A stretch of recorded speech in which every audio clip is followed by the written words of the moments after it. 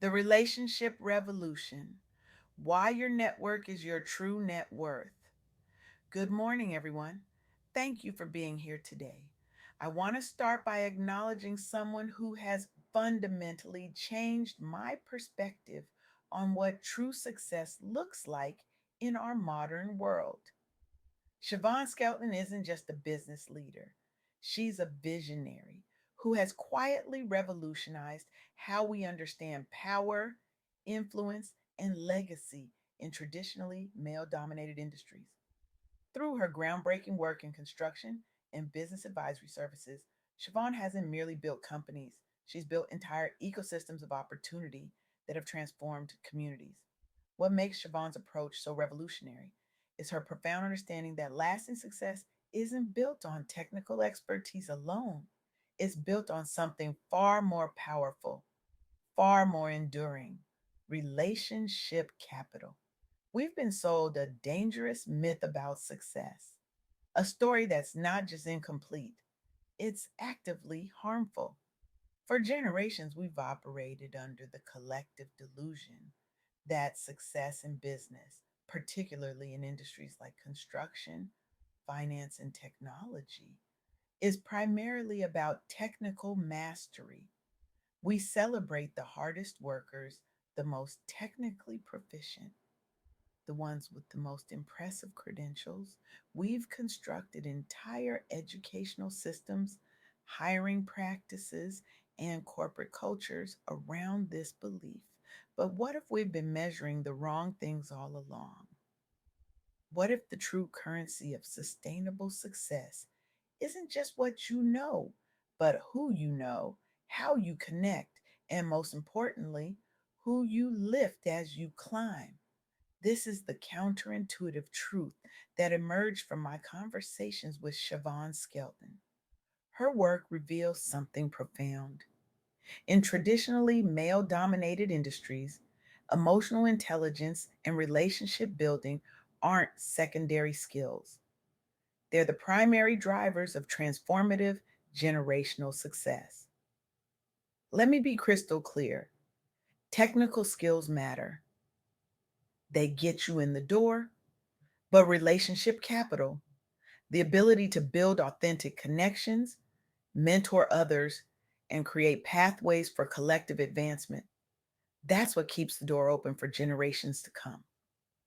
Consider this: when we measure success solely through individual achievement, we perpetuate systems that have historically excluded many, particularly Black professionals and entrepreneurs. The traditional metrics of success were never designed with everyone in mind. They were built on assumptions about access, opportunity, and resources that simply don't reflect reality for many communities. This is an abstract theory. The evidence is compelling and concrete. Let me share a story that illustrates this principle in action. Siobhan helped guide a third generation family owned construction company through a critical transition period.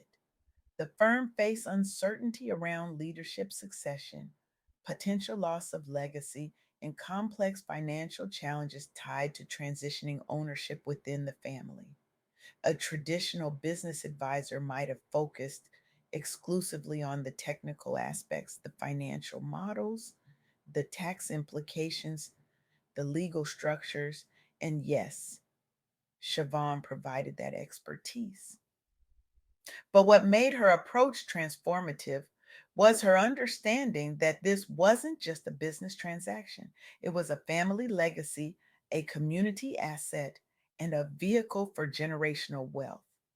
She provided strategic advisory services that went beyond numbers, including structured mentorship to facilitate a seamless transfer of both management responsibilities and equity stakes. The result: the business successfully transitioned to new family leadership while maintaining operational stability. This preserved jobs in the community and strengthened intergenerational ties. But the impact extends far beyond one company. This example set a precedent in the construction industry for how Black owned firms can achieve sustainable growth through planned succession, helping close racial wealth gaps by keeping businesses thriving across generations. This is what relationship capital looks like in action. It's not just about networking for personal gain, it's about creating systems and structures that enable collective advancement. Let me share another powerful example that demonstrates this principle from a different angle. Lonnie Chavon Comforts, a Los Angeles based apparel brand founded by a Black entrepreneur, faced significant challenges breaking into the competitive fashion market as an independent Black owned business with limited access to mainstream retail channels. The traditional path to success in fashion has typically required connections to established gatekeepers, substantial startup capital, and access to traditional retail channels, resources that have historically been less accessible to Black entrepreneurs. But this founder took a different approach. Rather than trying to force their way through doors that were designed to stay closed, they leveraged digital tools and authentic community connections to create their own path. They used social media marketing with hashtags like Black owned business, implemented direct to consumer e commerce strategies, and focused on unique product offerings that resonated culturally with their community. The results speak volumes. They built a loyal customer base online, grew brand recognition through targeted campaigns celebrating cultural identity, and increased sales driven by authenticity. What started as small scale production inspired by personal need grew organically via word of mouth before scaling up digitally. This story highlights how relationship capital, in this instance, authentic connections with community, can be leveraged to create success outside traditional systems. It demonstrates how Black entrepreneurs can use modern digital strategies to build profitable brands while fostering pride within their communities. The third story takes us into the world of higher education and career advancement. Derek Tang at NYU Stern School of Business exemplifies how professionals from underrepresented backgrounds can leverage education and networking opportunities at elite institutions to pivot careers strategically toward greater impact. Derek faced significant challenges navigating career transitions from STEM fields into high level consulting roles, a space where diverse candidates often lack representation in support systems. But rather than trying to succeed in isolation, he intentionally built relationship capital. He took advantage of scholarships, joined affinity groups like the Management Consulting Association and Outclass, and actively mentored peers as a career fellow, all while engaging deeply with experiential learning abroad. The outcome? Derek became an influential campus leader, driving inclusion initiatives and secured consulting offers, thanks partly to proactive relationship building and networking. He set a precedent at Stern, demonstrating the value diverse perspectives bring when intentionally included, encouraging future students from marginalized backgrounds. These three stories reveal a powerful truth. Relationship capital isn't just nice to have, it's essential for creating sustainable success, particularly for those who have been historically excluded from traditional power structures.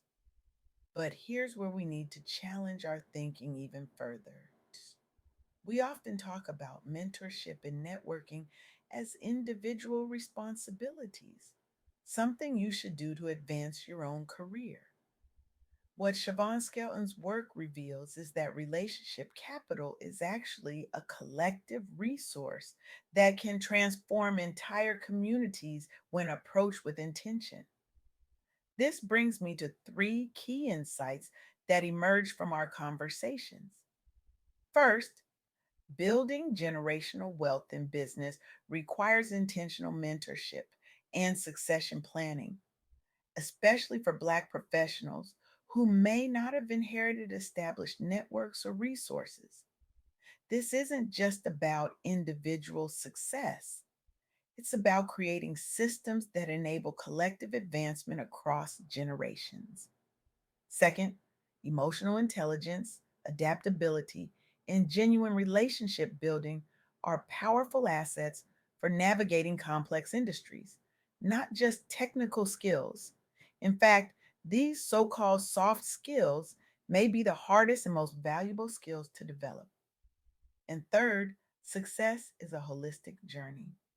Siobhan shared how prioritizing personal well being, like running marathons during busy seasons, can fuel professional resilience and innovation.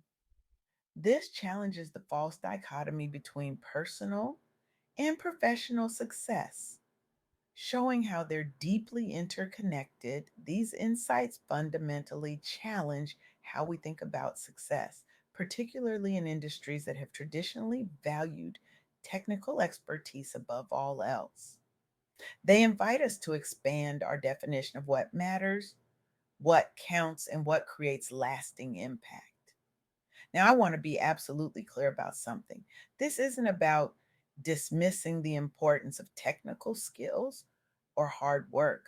It's about recognizing that these alone are insufficient for creating the kind of transformative, sustainable success that lifts entire communities. It's about understanding that the metrics we use to measure success matter. When we focus exclusively on individual achievement, we perpetuate systems that were designed to exclude. But when we value relationship capital, the ability to build authentic connections, mentor others, and create pathways for collective advancement, we begin to create more inclusive definitions of success. This shift in perspective has profound implications for how we approach education, hiring, promotion, and leadership development. It challenges us to rethink what we value and how we measure contribution in professional contexts. So here's my challenge to you today, and it's not a small one. I'm asking you to fundamentally reconsider how you measure your own success and the success of others. I'm asking you to look beyond the traditional metrics, the degrees, the titles, the salaries, and ask yourself, who am I lifting as I climb? What doors am I opening that will stay open after I'm gone? What relationships am I building that will create opportunities for generations to come? Because the revolution we need isn't just about who has a seat at the table, it's about who gets to build the table in the first place.